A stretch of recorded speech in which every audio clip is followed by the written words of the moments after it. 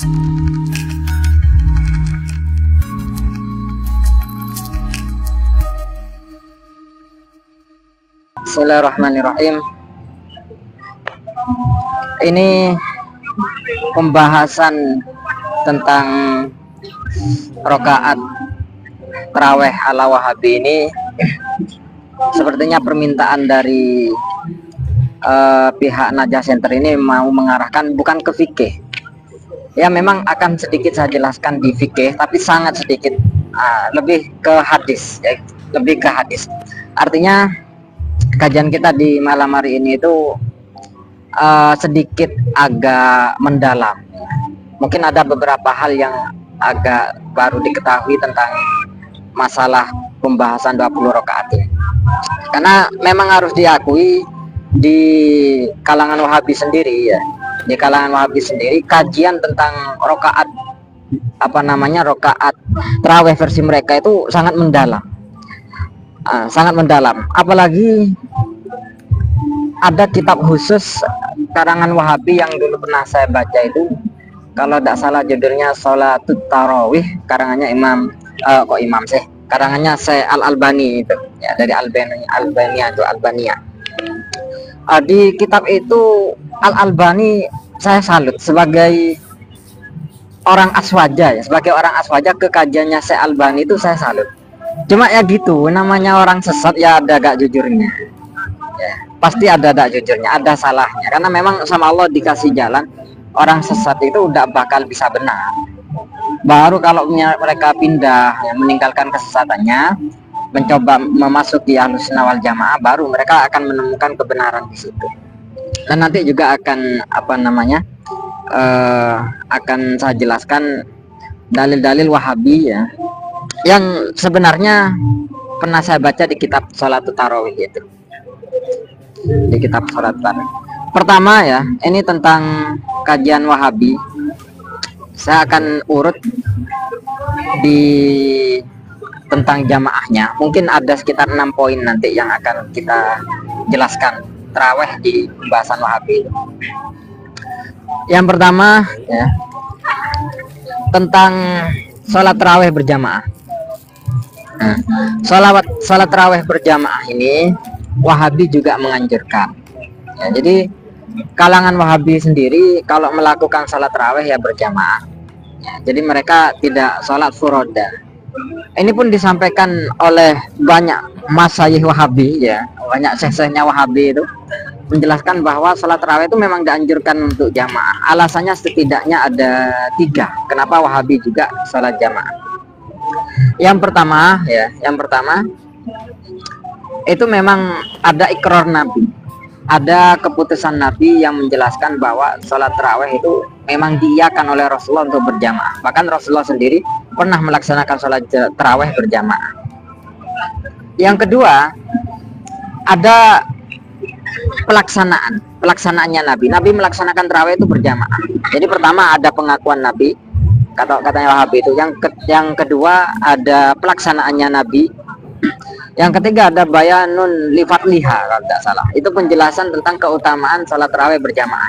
Jadi memang ada sisi positif yang tambahan tentang ketika pelaksanaan sholat tarawih itu dilakukan secara berjamaah.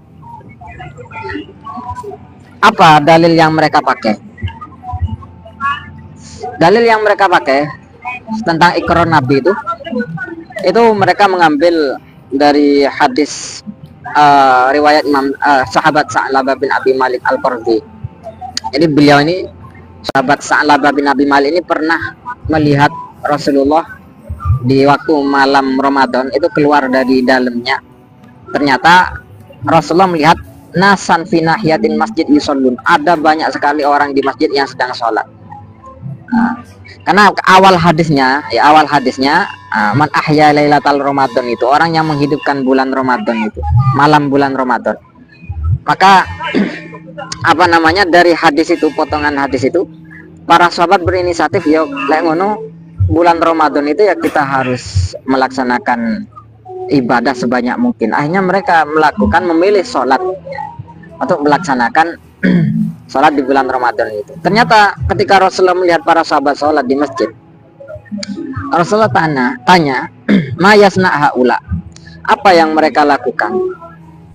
Hanya ada yang menjawab, ya Rasulullah, haula nasul laisa ma'hum Qur'anun wa Ubay bin Ka'ab yaqra wa hum ma'ahu yusallun bi salatih. Wahai Rasulullah, mereka orang-orang yang laisa ma'hum Qur'anun, tidak hafal Al-Qur'an. Wa Ubay bin Ka'ab yaqra, dan Ubay bin Ka'ab hafal Al-Qur'an. Akhirnya mereka sholat di malam hari bulan Ramadan itu bermakmum kepada Ubay bin Ka'ab. Karena aturannya kan di fikih aqra'uhum itu yang menjadi imam, yang hafal, yang paling kuat hafalannya. Hanya kemudian Rasulullah dawuh, qad ahsan, ya, qad ahsanu, mereka telah berbuat bagus. Qad asabu, atau mereka telah berbuat kebenaran. Hanya ini ikrar. Hadis ini memang menjelaskan, ini sama ini ya, Ahlus Sunnah dengan Wahabi sepakat ini kalau hadis ini memang ikrar Nabi bahwa sholat jamaah itu ya, tarawih berjamaah itu memang diakui sama Nabi. Dan Nabi pun pernah ya melakukan sholat tarawih dengan berjamaah. Ini hadisnya dari Nu'man bin Bashir, dari sahabat Nu'man bin Bashir.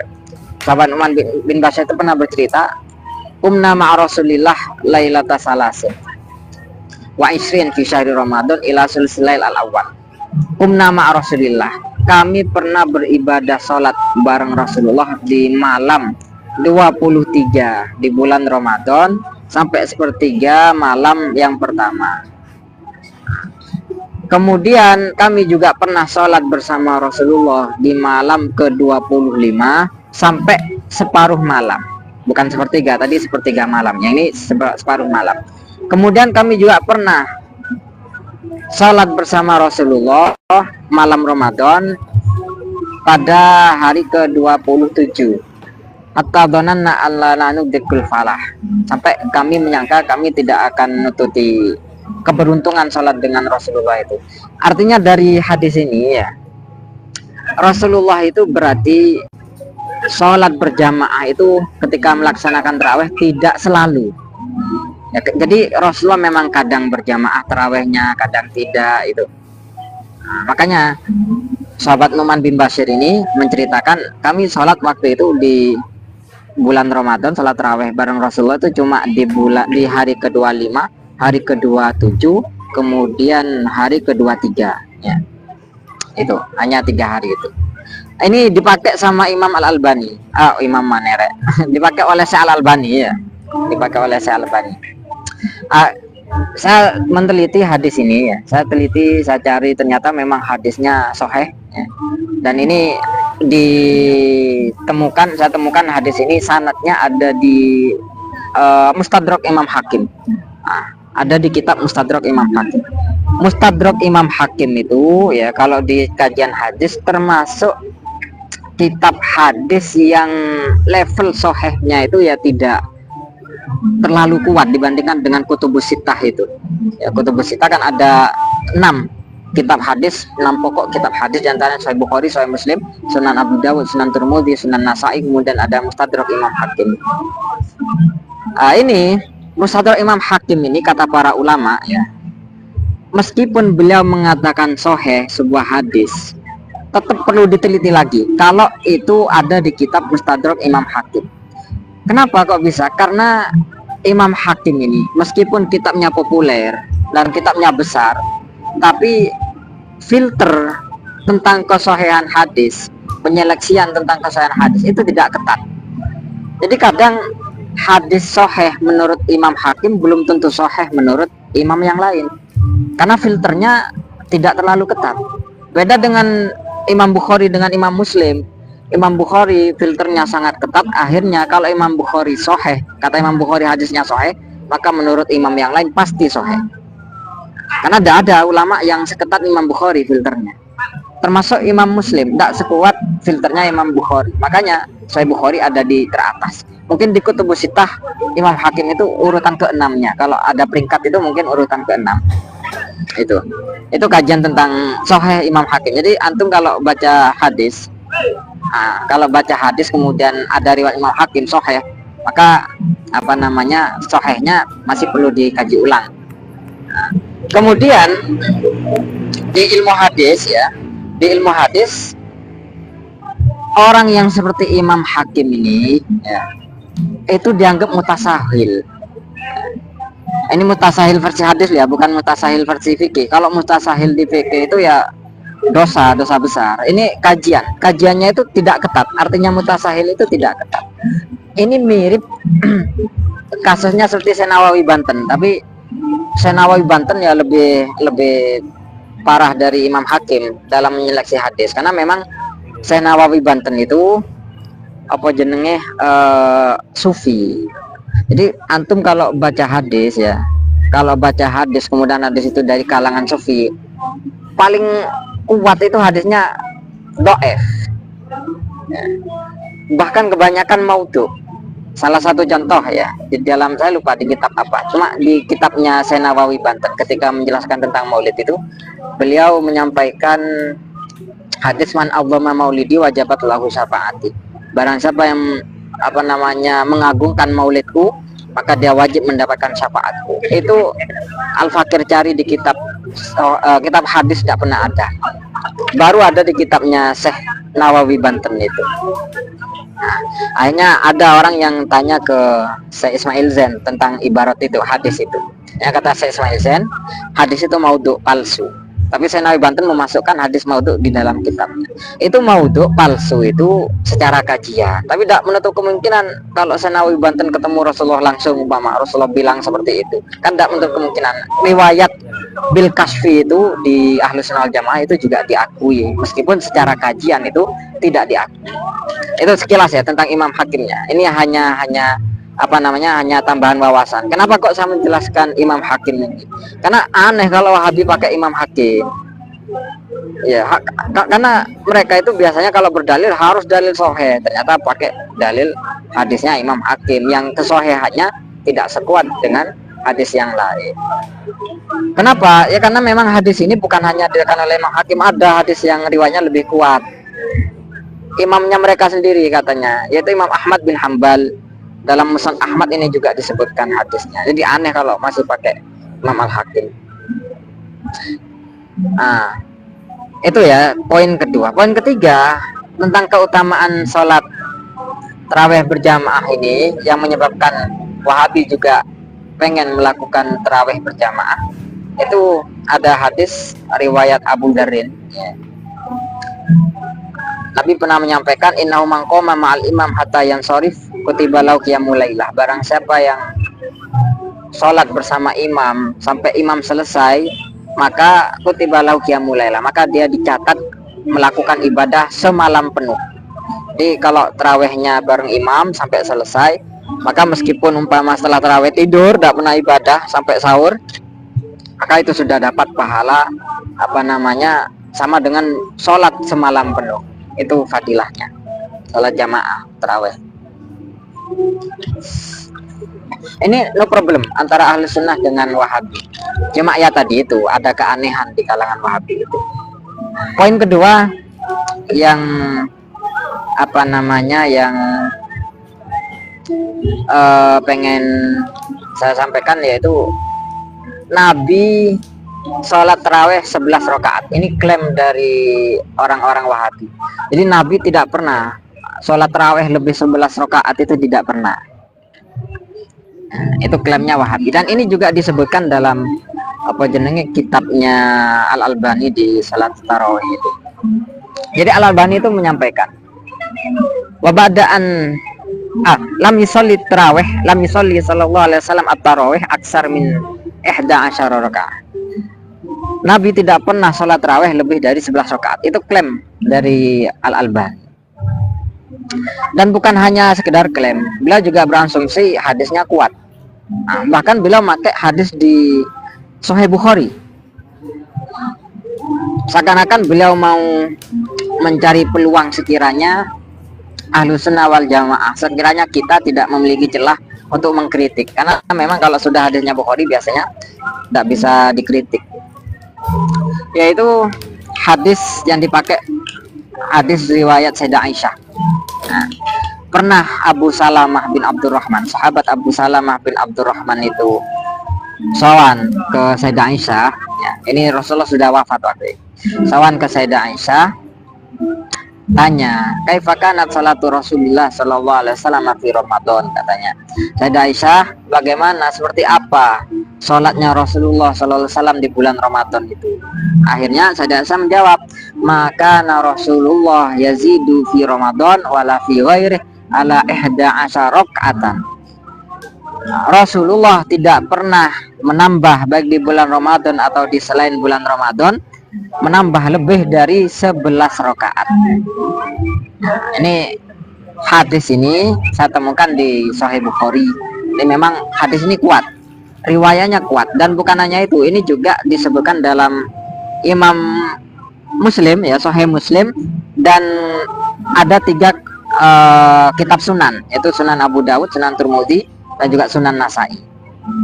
Nah, hadis ini levelnya kuat.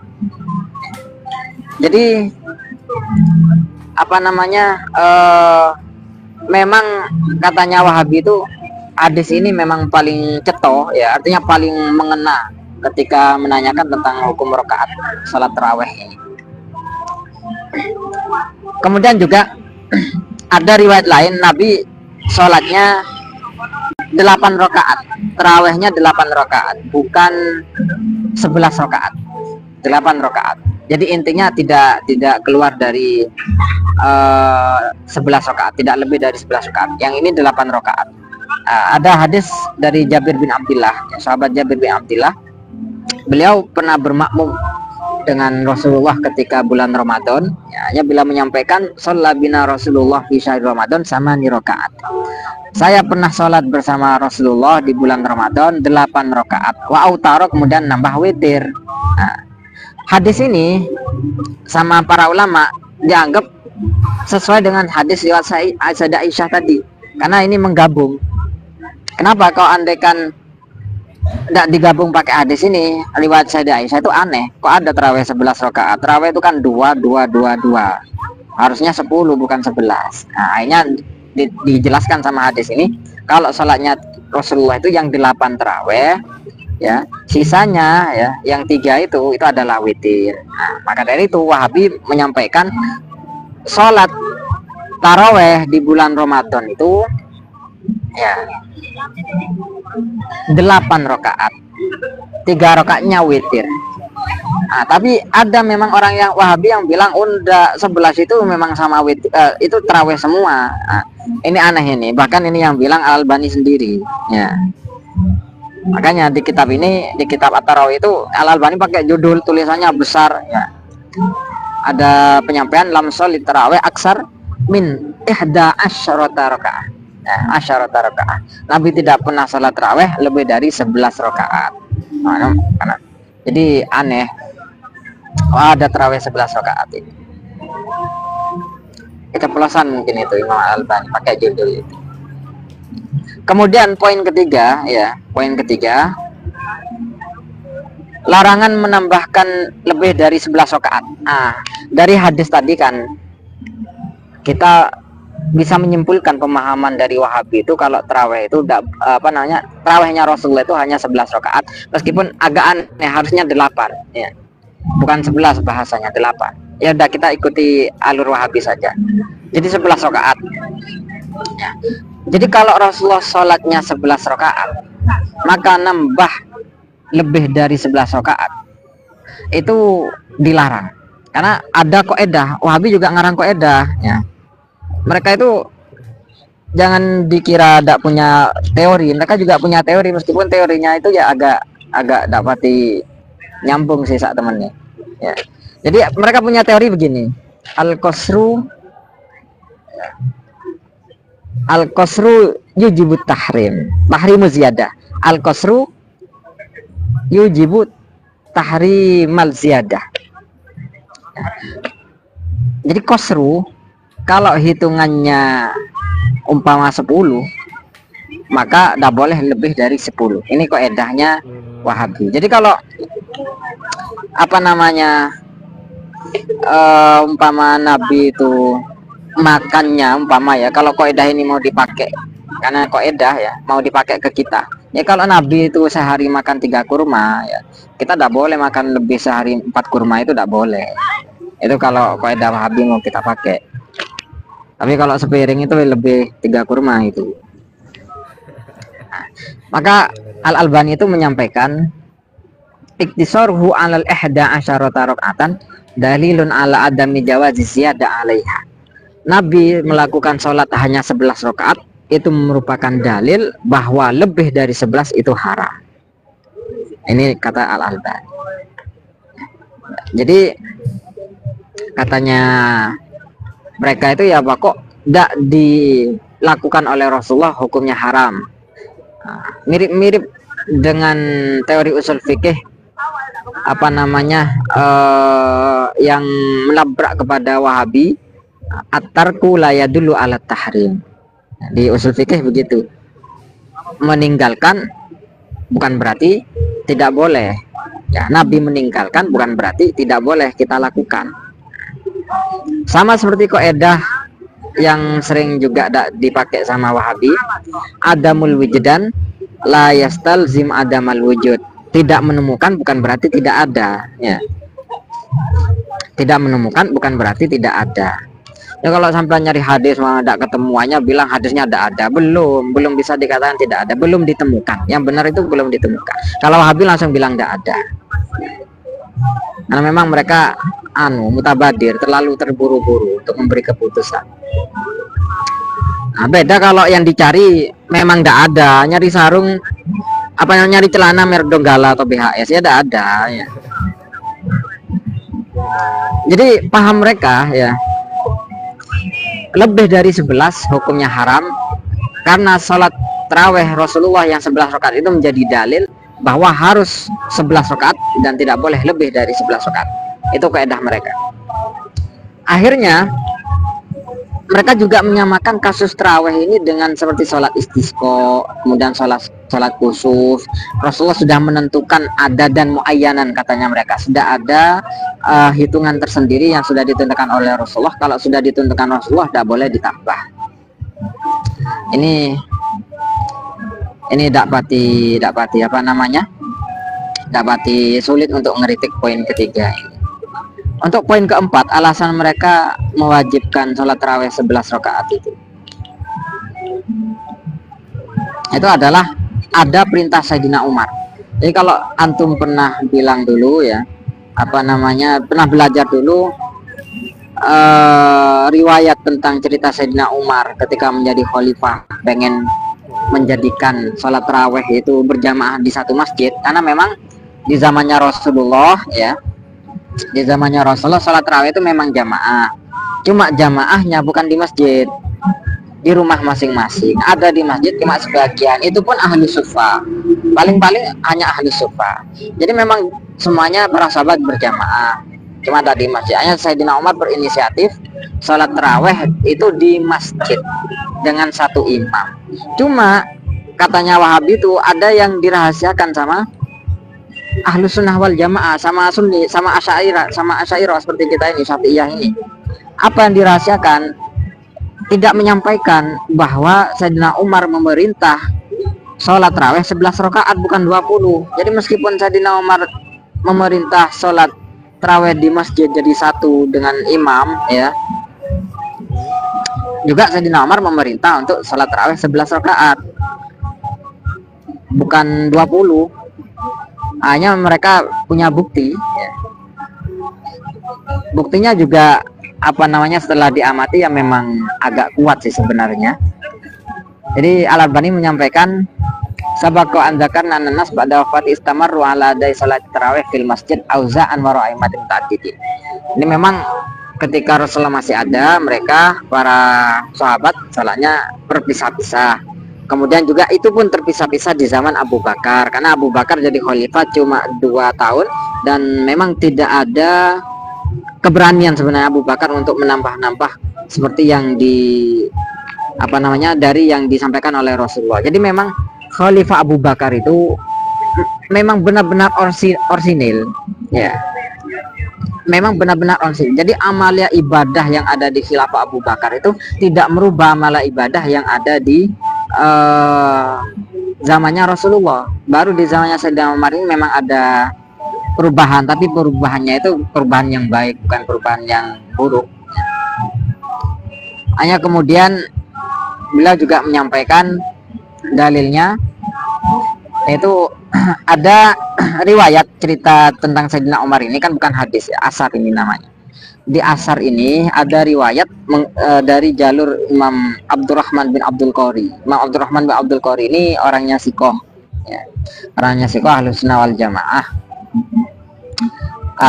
Abdurrahman bin Abdul Qori ini seorang tabi'in, pernah nututi sholat tarawih bareng Sayyidina Umar. Nah, ini yang cerita yang mereka pakai itu. Kharajtu ma Umar, ini cerita beliau Abdurrahman bin Abdul Qari. Kharajtu ma Umar bin Khattab lailatan fi Ramadan ilal masjid. Saya pernah bersama Umar bin Khattab suatu malam di bulan Ramadan ke masjid. Faidan nas auzaun mutafarriqun. Ternyata orang-orang tarawihnya pisah-pisah. Yusolli rajul li nafsihi.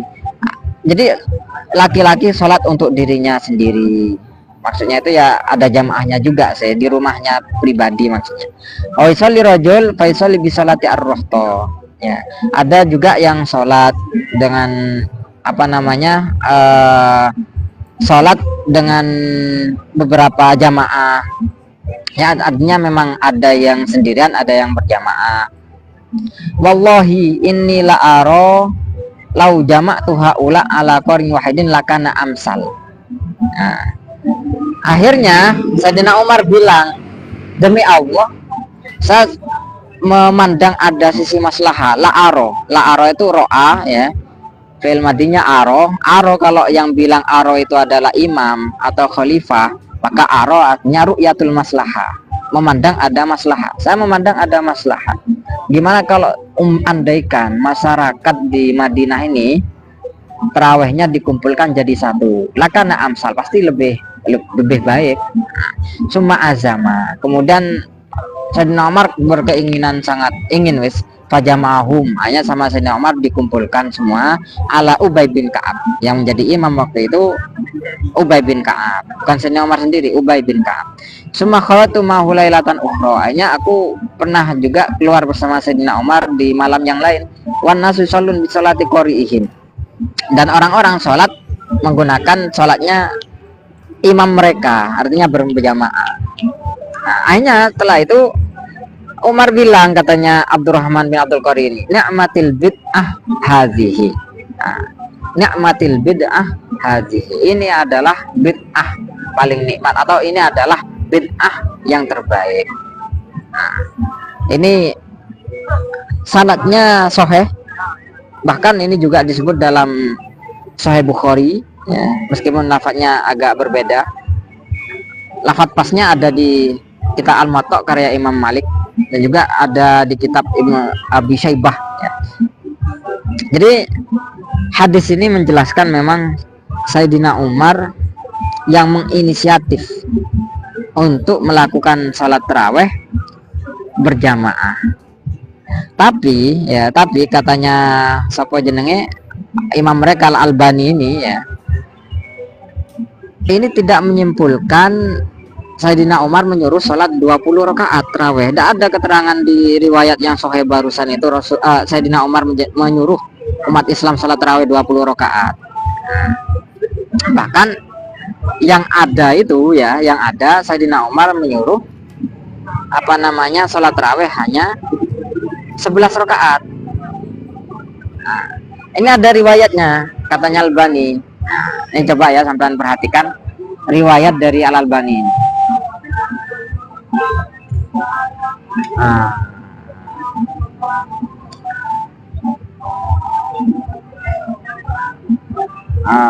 Mana ini?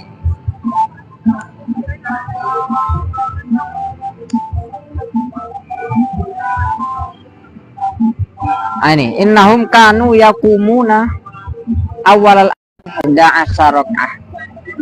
Nah, bihada asyarokah. Ini kasusnya di Sayyidina Umar. Jadi di masanya Sayyidina Umar mereka sholatnya 11 rakaat. Hanya kemudian riwayat yang dipakai cerita yang Sayyidina Umar menyuruh sholat 20 rakaat ini kan katanya Al-Albani dalil kita yang menyatakan salat tarawih 20 rakaat itu atas perintah Sayyidina Umar, itu dalilnya sahih katanya kita kan gitu secara Ahlussunnah Jamaah. Tapi dikaji sama Al-Albani, dalilnya tidak sahih. Nah, riwayat kita ini perbandingan hadis ya, perbandingan sanad ya, ini bukan hadis, perbandingan sanad. Riwayat kita ya tentang Sayyidina Umar yang sholat tarawih 23 rakaat itu menggunakan riwayat dari Haris bin Abdurrahman bin Abi Dzubab Ani Sa'ib bin Zaid. Beliau menceritakan Sa'ib bin Zaid ini bin Yazid ini bercerita bahwa kanal qiyam ala ahdi Umar bisalasin wa asyrina rakaat, bahwa sholat tarawih di masa Sayyidina Umar itu 23 rakaat, maksudnya itu 20 rakaatnya tarawih, 3-nya itu witir. Apa komentar Albani? Wada sanatun do'if, sanat ini do'if ya. Sanat ini do'if.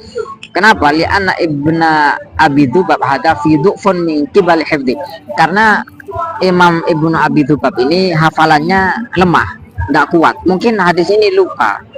Jadi rawinya Ibnu Abi Dzubab itu sama Albani dianggap mungkin lupa bahwa Sayyidina Umar itu melakukan salat tarawih itu 11, akhirnya karena lupa bilangnya 23, lupanya lebih 13.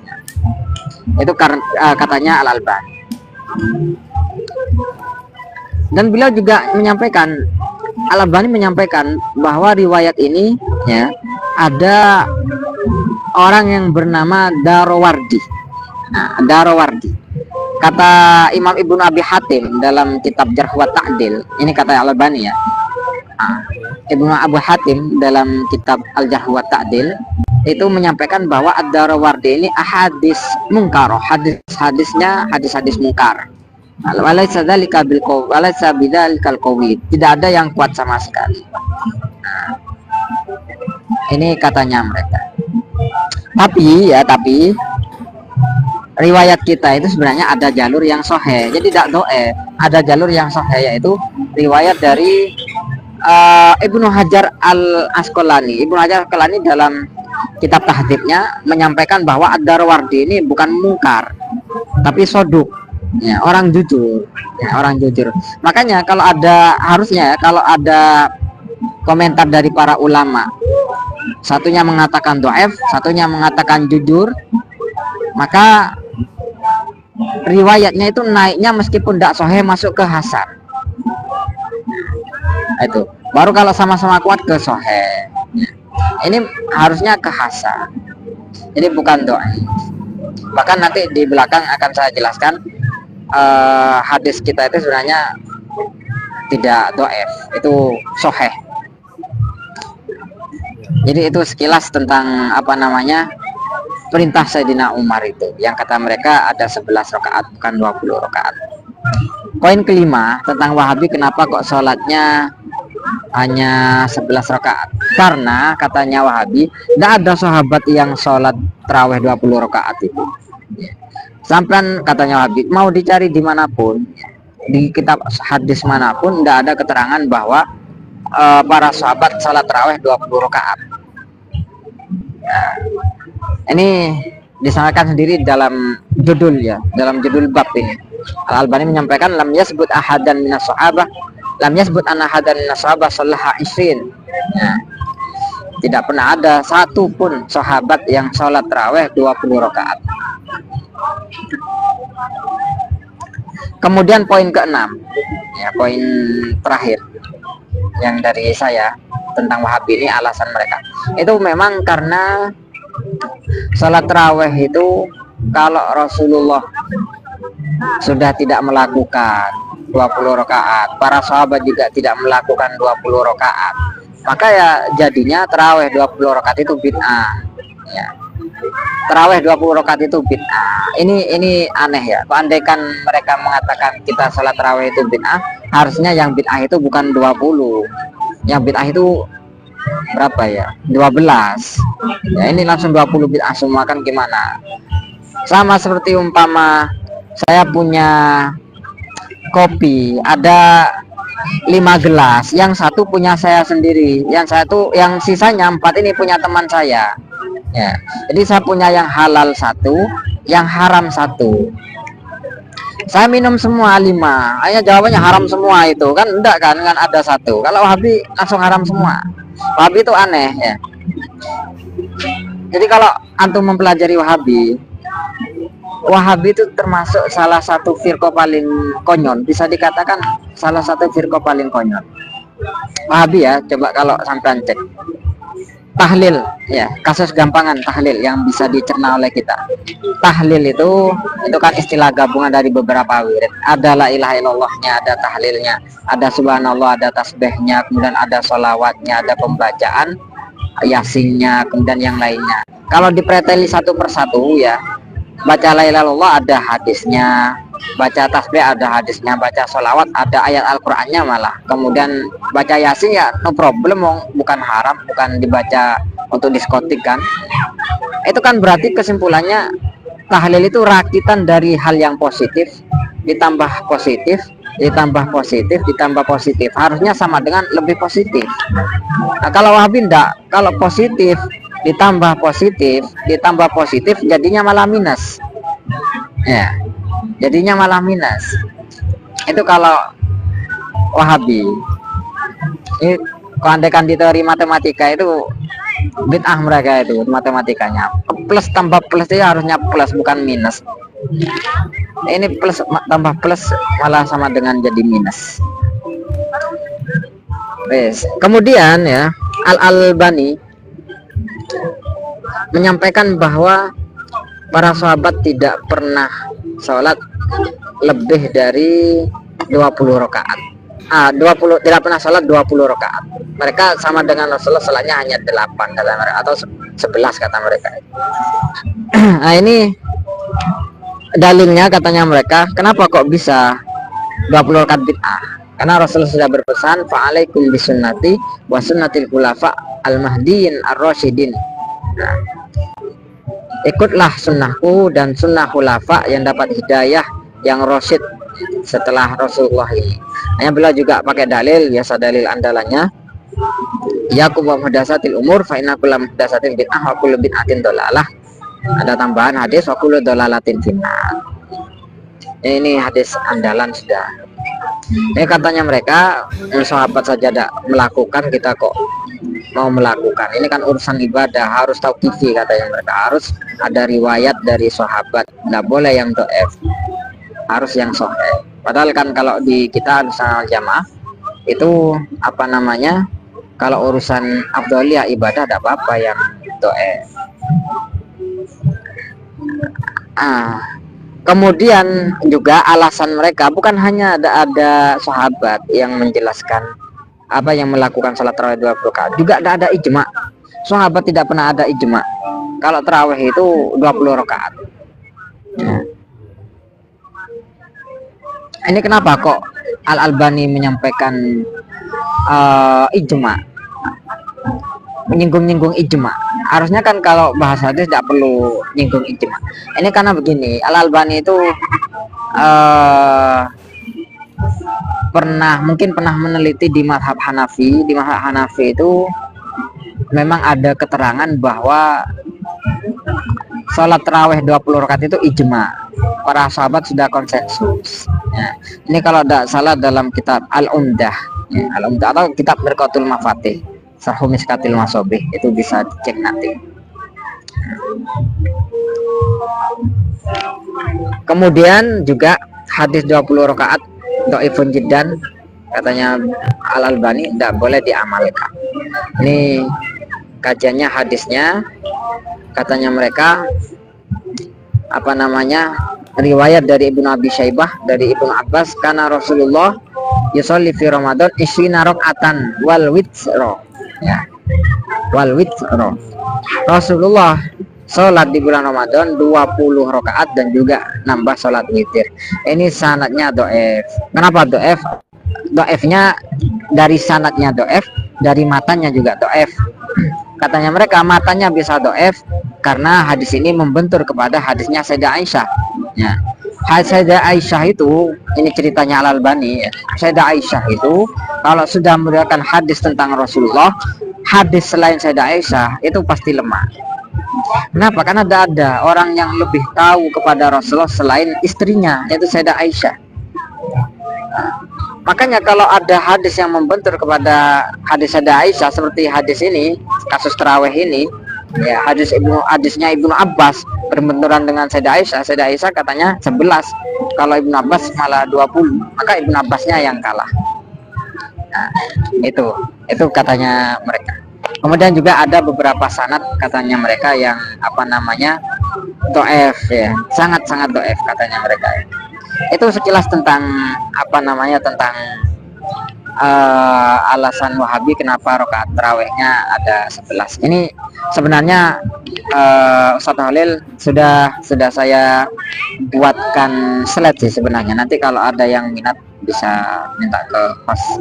Juga ada kritikan untuk sudah disediakan dalil untuk mengkritik orang-orang Wahabi di slide itu. Ya monggo saya kembalikan, kalau ada tanya jawab dipersilahkan. Mungkin tentang bisa dijelas lagi mengenai keterangan barusan yang menjelaskan tentang rawi yang bernama At-Tirmidzi yang menjadi salah satu rawi hadis, yang hadisnya menjadi dalil sholat tarawih bulan 24. Nah itu kan barusan dengan jelaskan ada sebagian ulama yang mentakdim ya, yang mengatakan beliau ini suduk, dan ada juga ulama yang menjarhunya. Nah itu bagaimana cara kita menyikapi antara perbedaan ulama dalam menjarhu dan mentakdim rawi dalam hadis? Oh ya baik, ini pertanyaan bagus ini, tapi agak mendalam ini, tapi harus saya pakai contoh fikih ya. Saya harus pakai contoh fikih untuk pertanyaan ini. Ini perbedaan penilaian hadis di ilmu hadis itu memang sudah biasa terjadi, sama seperti fikih sudah biasa terjadi. Jadi memang tidak bisa dihindari ya, dan bisa dihindari. Salah satu contoh. Nah, ini saya contohkan pakai Fathul Qorib. Salah satu contoh dalam Fathul Qorib itu ada keterangan air musammas. Ya. Makruh wudhu menggunakan air musammas bikit harin muntobin fi ina'in muntobiin, katanya pengarang. Kenapa kok bisa makruh? Antum kalau mencari ini di kitab Majmu' ada alasannya. Alasannya itu yang benar bukan lidoror. Nah, kan kalau di Fathul Qorib apa di Bajurinya ya, lupa saya. Ada alasan kenapa kok bisa makruh, asalnya lidoror. Karena ada potensi bahaya, bisa menyebabkan penyakit, bahkan bisa menyebabkan penyakit kusta ya. Jadi kalau air musammas ini ngena ke ke kulit kita, bisa-bisa kulit kita itu tidak tersentuh darah yang ada di bawah kulit itu, yang ada di dalam kulit, hanya kemudian mati rasa kulit itu. Itu teori tipnya yang ada di teori medisnya. Itu ya harusnya ya, kalau memang doror, kalau memang berbahaya air musammas itu bukan makruh hukumnya, tapi haram. Nah itu ya harusnya haram, bukan makruh. Akhirnya para ulama menjelaskan, loh kalau begitu sebenarnya doror itu bukan alasan untuk memakruhkan air musammas. Nah, alasan untuk memakruhkan air musammas itu bukan doror, tapi ada hadis. Nah, ada hadis Sayyidah Aisyah itu ya, Sayyidah Aisyah itu antum cek ya di Bajuri sama di Majmu' kalau tidak salah. Katanya Imam Syafi'i ya. Imam Syafi'i menceritakan hadis ini. Hadis ini sahih kata Imam Syafi'i, sehingga bisa dijadikan dalil. Sayyidah Aisyah pernah waktu itu mau wudhu. Rasulullah waktu itu ada di dalamnya Sayyidah Aisyah, sedang gilir. Waktu memang gilirannya Sayyidah Aisyah. Sayyidah Aisyah mau wudhu menggunakan air yang ada di depan rumahnya, sudah kena terik matahari. Hanya sama Rasulullah dilarang wudhu pakai itu. Hanya itu menjadi dalil. Di Syafi'iyah menjadi dalil. Imam Syafi'i pun ya, mengatakan hadis itu sahih sehingga hukumnya menjadi makruh, menjadi hujah di kita jadi makruh, itu sama Imam Nawawi dikritik habis-habisan. Imam Syafi'i, padahal Imam Nawawi ikut Imam Syafi'i. Khusus pembahasan itu, Imam Nawawi memilih wahtar Nawawi adamal karohati mutlakon. Imam Nawawi menyampaikan bahwa air musamas itu tidak makruh mutlak secara mutlak. Loh, ini kok bisa antara pengikut dengan imamnya kok apa bentrok seperti ini nih? Oh, saya penasaran itu, saya mempelajari hadis itu ya. Apa mempelajari kasus itu, kenapa kok bisa Imam Nawawi lepas dari Imam Syafi'i dalam pendapat ini? Ternyata Imam Nawawi itu setelah menyeleksi hadis yang disampaikan Imam Syafi'i itu ternyata hadisnya lemah. Layaliku bil hujjah, tidak layak untuk dijadikan hujjah, katanya Imam Nawawi. Tapi katanya Imam Syafi'i, lo ya soheh. Makanya dari sini bisa kita simpulkan sohihun inda Syafi'i ya, belum tentu bisa dianggap soheh menurut imam yang lain. Soheh, hadis soheh menurut suatu imam belum tentu soheh menurut imam yang lain. Jadi efeknya bisa seperti itu. Sama seperti kasus apa jenenge iku siwakan di bulan Ramadan itu. Ya, Wahtarun Nawawi juga ada mal karohati mutrakor meskipun setelah zawal. Ya, itu kasusnya sama. Jadi memang khilafiyah dalam menilai kekuatan hadis itu memang sering terjadi di di ilmu hadis, bahkan juga berimbas ke hukum fikihnya. Gitu.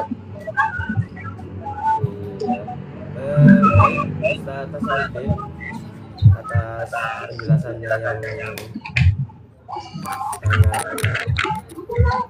bisa dicerna.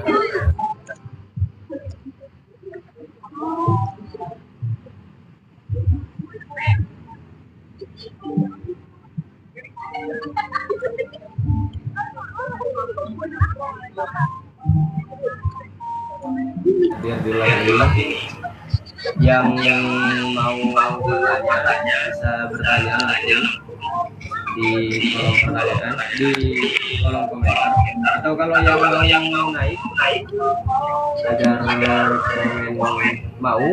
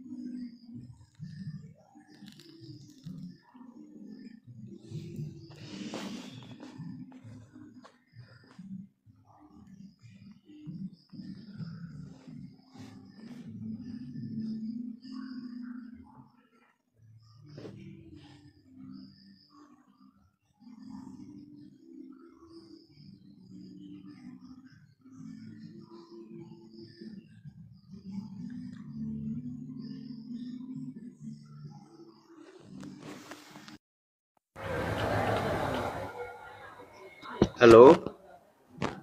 Assalamualaikum. Assalamualaikum, izin tanya nih Ustaz. Oke, akun atas nama Abu Salama ingin bertanya.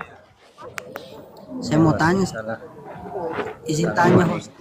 Tadi sempat saya dengar pembahasan masalah kaidahnya orang-orang Wahabi. Yang menjadi muskil bagi saya, ada ndak Wahabi atau masih-masihnya Wahabi yang mengkodifikasi usulnya mereka, maksudnya dalam masalah istidlalnya itu kaidahnya seperti ini, seperti ini. Kayak kita di Syafi'iyah ya ada Luma, Tabsiro atau Ar-Risalah. Iya. Di Wahabi ada ndak yang seperti itu, yang terkodifikasi memang terkodifikasi bagus begitu? Oke, mungkin itu saja pertanyaannya. Zat. Ini mau tanya Ustaz. Oke, sudah masuk satu pertanyaan oleh akun atas nama Abu Salama.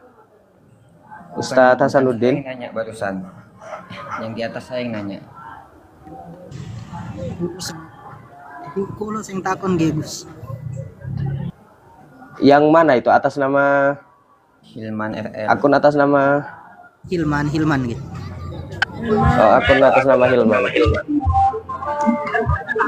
Ya, terima kasih pertanyaannya akun atas nama Hilman.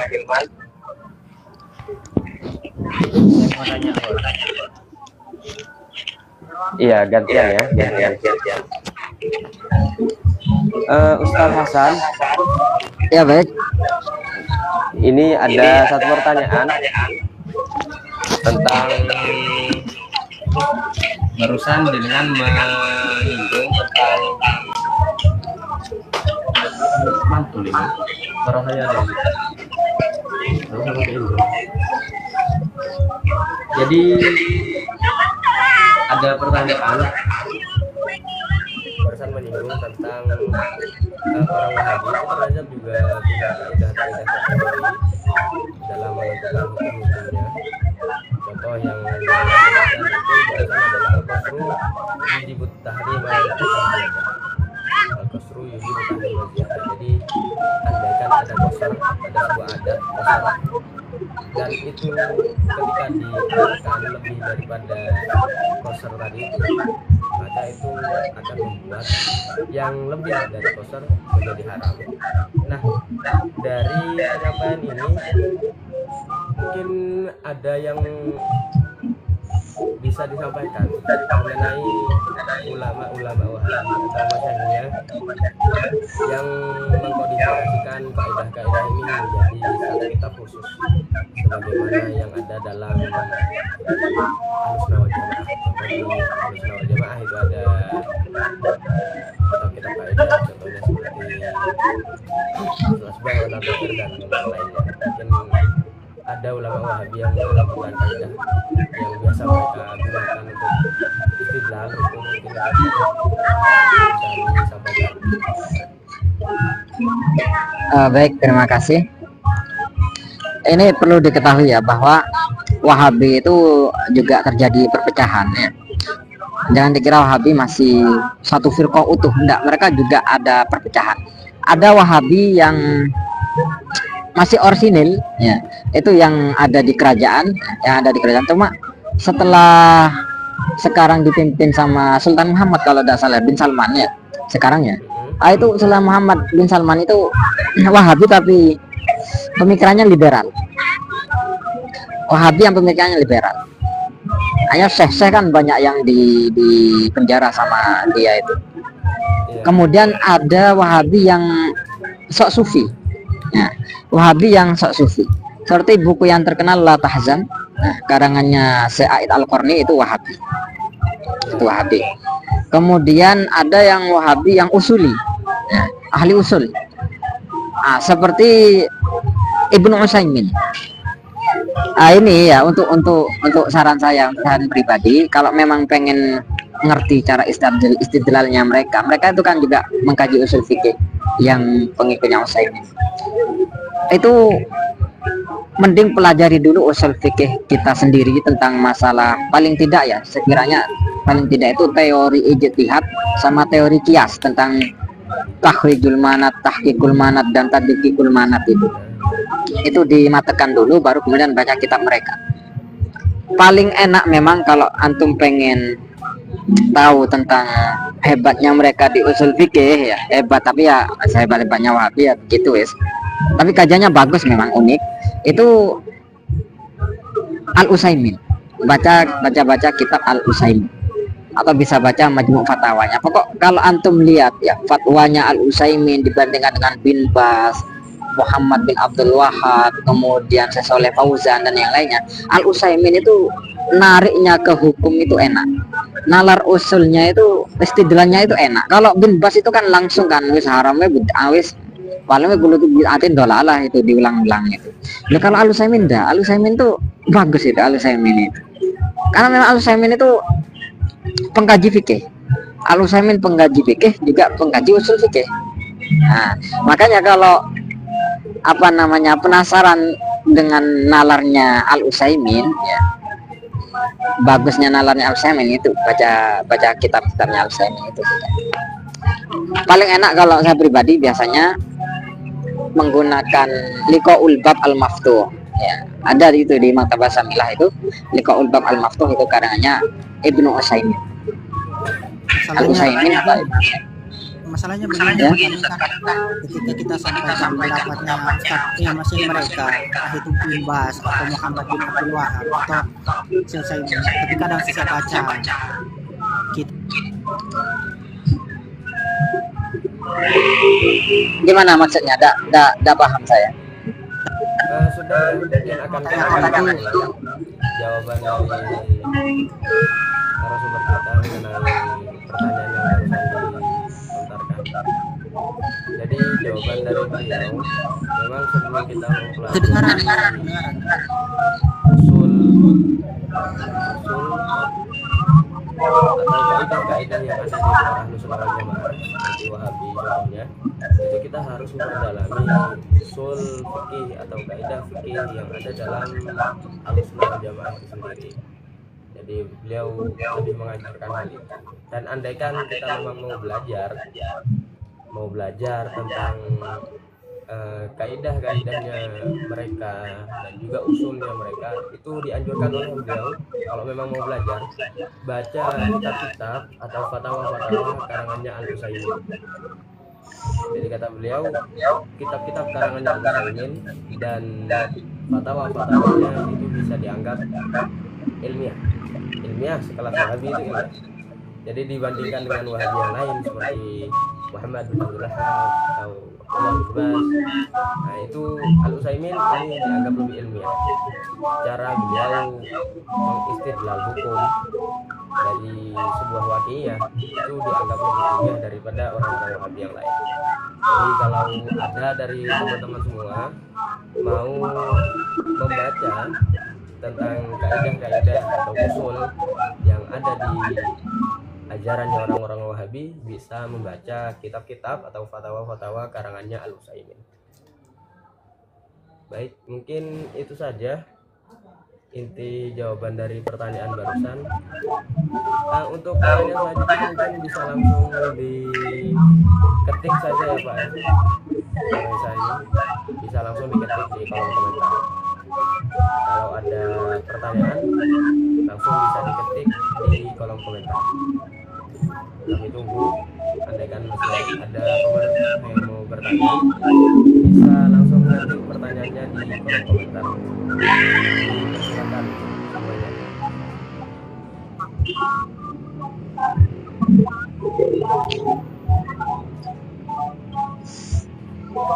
Jadi yang akan kita bahas adalah pertanyaan yang memang berkaitan dengan apa yang kita bahas pada malam hari ini. Jadi saat ini kita membahas tentang jumlah rakaatnya orang-orang Wahabi. Sudah dibahas barusan bagaimana kok bisa terjadi perbedaan pendapat, perbedaan pengamalan dalam salat tarawih itu sendiri.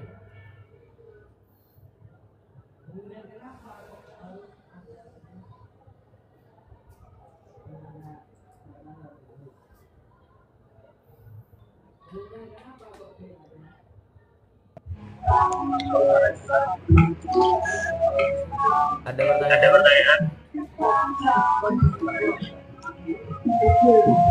Dipersilahkan. Kalau ada pertanyaan yang ditanyakan. Ini ya mungkin sambil nunggu pertanyaan, sebenarnya ada yang tidak saya jelaskan. Nah, memang mancing pertanyaan, cuma tidak ditanyakan tadi. Itu sampai kalau ketemu Wahabi ya, kalau ketemu Wahabi tanya tentang dalilnya salat tarawih, kebanyakan memang rata-rata menggunakan hadis riwayat Sayyidah Aisyah tadi itu yang katanya saya 11 rakaat itu. Coba ya, kalau saya bacakan hadisnya sampai amati. Sepertinya hadisnya meskipun sahih ya tidak layak dijadikan dalil salat tarawih. Ini hadis andalan ini. An Abi Salamah bin Abdurrahman annahu sa'ala Aisyah radhiyallahu anha kaifa kanat salatu Rasulillah sallallahu alaihi wasallam fi Ramadan faqalat maka Rasulullah sallallahu alaihi wasallam yazidu fi Ramadan wala fi ghairihi ala 11 rakaatan. Abu Salamah pernah bertanya pada Sayyidah Aisyah, bagaimana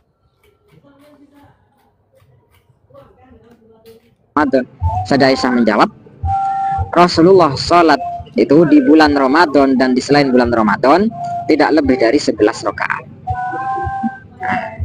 Ini apa namanya, ada aneh. Kenapa Ya. kok aneh? Hadis ini dianggap aneh kalau dijadikan dalil salat tarawih karena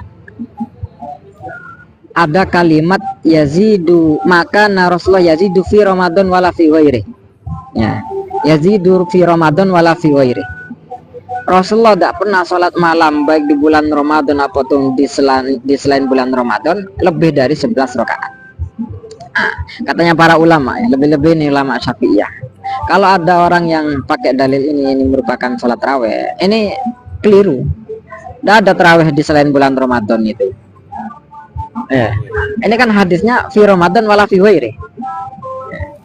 Baik di bulan Ramadan ataupun di bulan selain bulan Ramadan, Rasulullah tidak pernah sholat lebih dari 11 rakaat. Kalau andaikan 11 rakaatan ini maknanya tarawih, ya, maka berarti Rasulullah juga tarawih di selain bulan Ramadan. Ya, Rasulullah bid'ah sendiri itu kalau seperti itu. Ya, tidak bisa seperti itu. Jadi kalau kalimatnya seperti ini, makanya kata para ulama Syafi'iyah ya, para ulama Syafi'iyah yang mutaakhir yang sudah nututi Wahabi ini, oh ini maksudnya Sayyidah Aisyah ini sholat witir. Ya. Sholat witirnya Nabi itu atau sholat malam, baik itu tahajudnya ataupun sholat witirnya itu semuanya tidak lebih dari 11 rakaat. Itu. Jadi bukan tarawih. Kalau tarawih tidak ada tarawih di selain bulan Ramadan. Itu yang tadi tidak saya jelaskan. Ya mungkin sudah ada pertanyaan.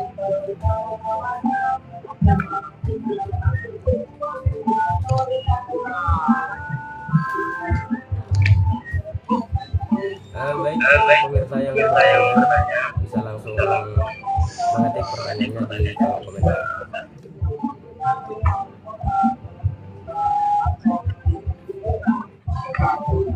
Dipersilakan bagi pemirsa yang ingin bertanya.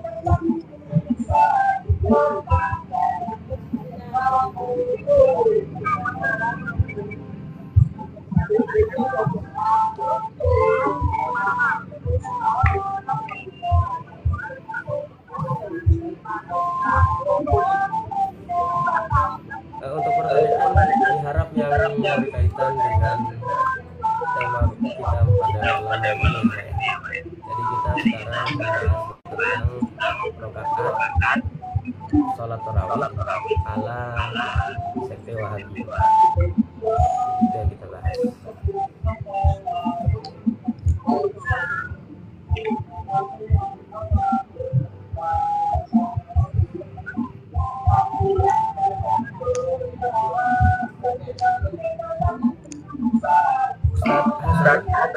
Ya baik. Baik, mungkin kita sudahi dulu. Mungkin tidak ada pertanyaan yang relevan untuk kita bahas. Jadi pertanyaan yang ada itu keluar dari keluarga kita. Oh iya baik. Jadi kita Ini pertemuan kita pada malam hari ini. ini anu ya, bentar ya. Mohon maaf, Bos. Ini sebagai penutup ya, sebaiknya ketika membahas Wahabi itu kita juga nukil pendapat Ibnu Taimiyah, karena Imam Ibnu Taimiyah itu panutan Wahabi. Ini ulama, salah satu ulama yang saya favoriti sih sebenarnya, selain pembahasan 62 pembahasan yang yukharibul ijma'. Memang bagus, Ibnu Taimiyah itu pemikirannya bagus. Imam Ibnu Taimiyah itu dalam Majmu' Fatawa itu ketika menjelaskan tarawih, beliau menjelaskan qad sabata anna Ubay bin Ka'ab kana yaqumu bin nas 20 rakaatan fi qiyami Ramadan wa yutir bisalasin. Telah sabata, telah subut, telah valid bahwa Ubay bin Ka'ab yang diperintah saja Umar tadi itu ceritanya, itu sholat menjadi imam, sholat tarawih menjadi imam sebanyak isrina rakaatan, 20 rakaat fi qiyami Ramadan, di bulan Ramadan. Wa yutir bisalasin, witirnya 3. Fara'a kasirun minal ulama anna dzalika wasunnah. Hanya banyak para ulama yang menyampaikan bahwa dzalika wasunnah, itu sunnah. 20 rakaat itu sunnah. Li'annahu iqamatan bayinan lil muhajirin wal ansar, bainal muhajirin wal ansar, karena itu li'annahu iqamatan bainal muhajirin wal ansar, karena itu merupakan pelaksanaan sahabat muhajirin dan ansar. Walam yungkir mungkirun, ini abad ke-7 ya. Walam yungkir mungkirun, dan tidak ada orang yang mengingkari satupun. Wahadih ya suratul ijma. Ini merupakan surah ijma, ini Butemia ya. Seakan-akan salat tarawih itu 20 rakaat itu ijma. Surah tapi ya, bukan ijma ya. Seakan-akan ini ijma. Ya, seakan-akan ini ijma. Itu katanya Imam Ibnu Taimiyah. Di halaman lain ini, bukan di halaman lain, di kitab lain. Saya nemunya di kitab lain. Di kitab Mulla Ali Al-Qori ya, Syarhul Miskatul Masabih itu. Itu Ibnu Taimiyah menyampaikan annahu lam yuwaqqit Rasulullah sallallahu alaihi wasallam fi tarawih adadan muayyan. Tidak ada kepastian Rasulullah itu memastikan adadan muayyan, hitungan tertentu. Bal la yazidu fi Ramadan wala fi ghairi ala salasa asyarata rakaatan. Tapi Nabi tidak pernah menambah memang di Ramadan dan di selain bulan Ramadan itu lebih dari 13 rakaat. Lakin kana sholli rakaat falamma jama'um Umar ala Ubay bin Ka'ab, ketika Umar mengumpulkan, dijadikan satu imam bersama Ubay bin Ka'ab, isholli bihim isrina rakaatan. Hanya para sahabat salatnya 20 rakaat. Sumayutir bisalasin. Sumayutir bisalasin. Kemudian katanya Ibnu Taimiyah melanjutkan, sumakana ta'ifatun minas salaf. Lanjut setelah bahasa sahabat masuk ke masa tabi'in salaf. Yakumu nabi arba'in rakaatan. Ini sholat witirnya 40 rakaat. Sholat tarawihnya 40 rakaat. Tarawihnya 40 rakaat. Wa yutiru nabi salasin. Kemudian witirnya 3 rakaat. Ini di kitab Al-Muwatta Imam Malik sendiri. Makanya ini menjadi mazhab Imam Malik. Mazhab Malikiyah itu tarawihnya 46 rakaat. Wa khurun bisitin wasalasin. Ada pendapat lain 36 rakaat. Ini dulu saya pernah baca, kalau tidak salah di madhab Al-Zahiri, Dawud Al-Zahiri. Wa taru bisalasin. Komentarnya Imam Ibnu Taimiyah, wa hadza kulluhu hasanun. Semuanya ini baik, hasan loh ini ya. Baik katanya Imam Ibnu Taimiyah. Ini sampai 46 ya, 46 rakaat tarawihnya. Ini baik. Ini lebih 30 berapa itu rakaatnya itu, bukan 8 ya. Ini dianggap baik sama Ibnu Taimiyah. Beliau juga menyampaikan, wa man dhanna anna qiya Ramadan fihi adadun muayyan. Orang yang menyangka bahwa salat tarawih di bulan Ramadan itu ada hitungan tertentu, baik 8 atau 20, ala nabi, dari nabi, la yazidu wa la yanqus faqad akhta'ah, maka dia telah keliru. Ini mirip dengan Syafi'iyah ya. Syafi'iyah, di Syafi'iyah, bukan Syafi'iyah, semua madhab sepakat bahwa sholat taraweh kalau dari Nabi tidak ada hitungan tertentu yang valid. Makanya di madhab Syafi'i sholat taraweh itu bebas, mau 20 rakaat berapapun rakaatnya terserah. Itu di madhab Syafi'i, karena tidak ada adadun muayyan. Tapi bukan berarti sholat taraweh syarat mutlak, bukan sholat sunnah mutlak. Kenapa kok tidak termasuk salat sunnah mutlak meskipun tidak ada batasan hitungan? Karena salat tarawih ada niat maksuso, niat yang tertentu. Kalau salat itu sudah ada niat tertentu, salat sunnah sudah punya niat tertentu, maka sudah keluar dari salat sunnah mutlakoh. Itu teorinya begitu kalau di Syafi'iyah. Ya, itu mungkin sebagai penutup, saya kembalikan ke host.